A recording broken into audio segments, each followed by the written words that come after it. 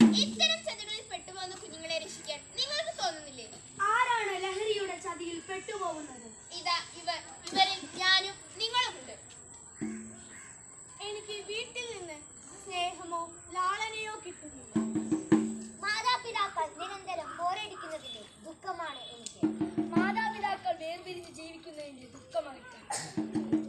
പരസ്പരം പരിചാരുന്നു, അവിശ്വസിക്കുന്നു, കുറ്റപ്പെടുത്തുന്നു. സ്നേഹപൂർവ്വം ഒന്ന് ചേർത്ത് നിർത്താൻ, വീഴ്ചകളിൽ എത്തിപ്പിടിക്കാൻ ഒരു വിരൽത്തുമ്പ് ആഗ്രഹിക്കാത്തവർ ആരുണ്ട്?